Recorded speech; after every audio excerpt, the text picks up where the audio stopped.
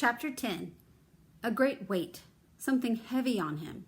His mother was calling for him to come back. He was little again, a small boy and playing outside, and his mother was calling for him to come inside, but he couldn't move because there was a huge weight on him, holding him down, keeping him from coming home.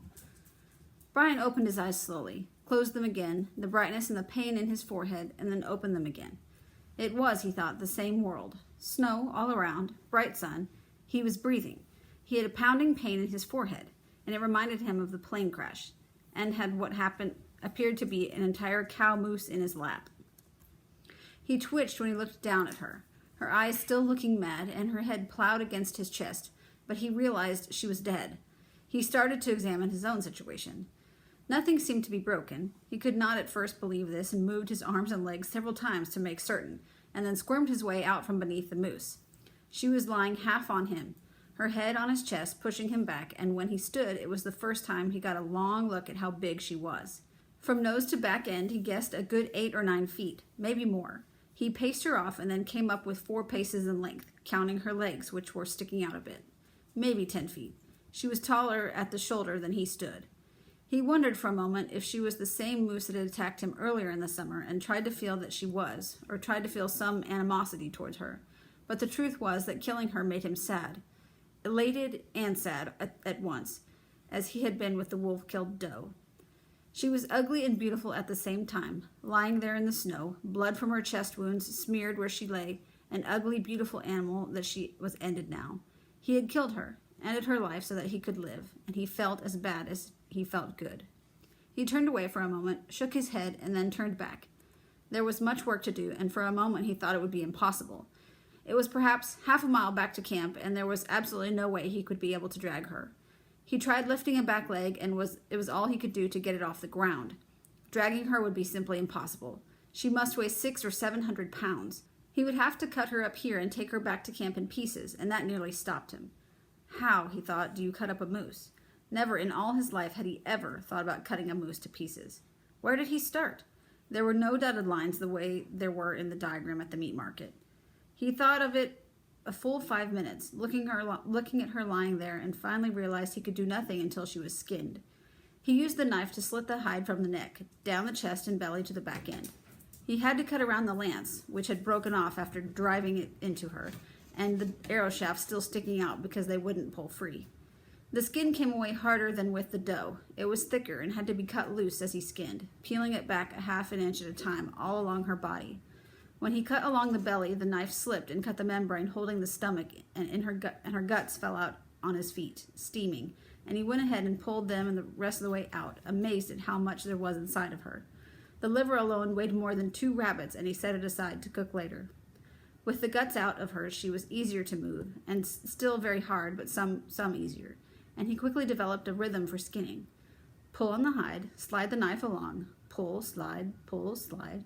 In half an hour, he had lifted the hide completely off her right side, cutting it around the neck just under her head, and folded it back over her back, completely exposing her right side. He had never, even in a butcher shop, seen so much meat in one place. She was a house of meat.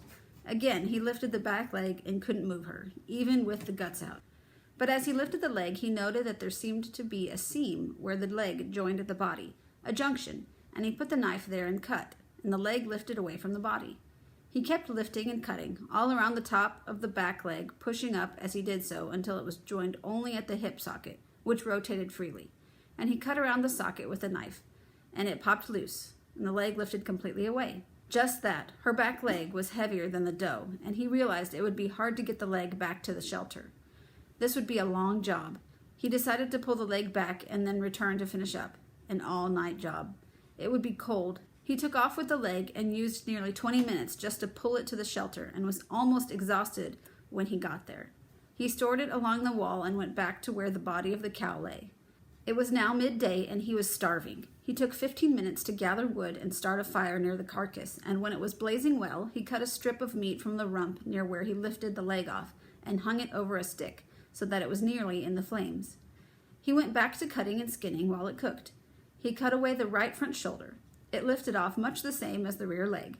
The shoulder blade cutting away, and then the leg, and he dragged it back to camp, and when he returned, the meat on the stick was perfect.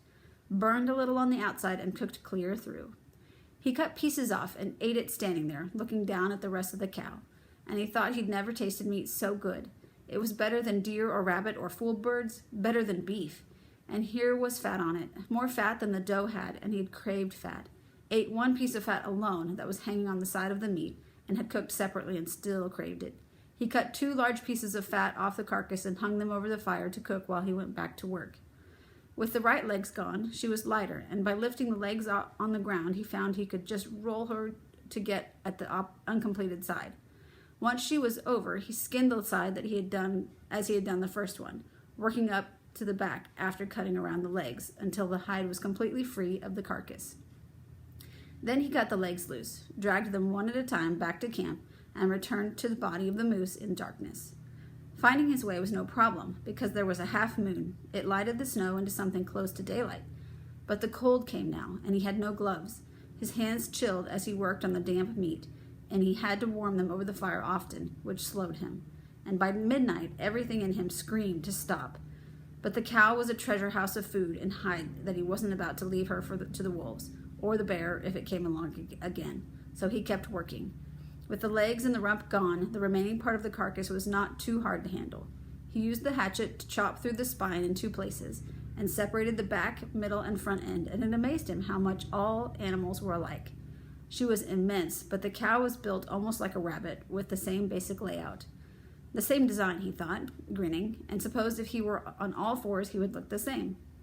He cut her head away with the hatchet and dragged the front section of her body, the rib cage and the hump meat on top of her shoulders with it, back to the camp, and then the rear end and the center at the same time. That left only the hide and the head. The head he could come back for tomorrow, and he set off with the hide at probably 4 in the morning. It was the worst. It was staggeringly heavy. He couldn't lift it, and dragging it back to camp with his bow and arrows on top of it exhausted him. At camp, he looked at the pile of meat and hide next to his shelter wall, smiled once, shucked out of his rabbit-skin shirt, crawled into his bag, and was deep, dreamless sleep in seconds. No, he thought, his brain closing down. A great day, a meat day, a moose day. He would sketch it on the shelter wall tomorrow.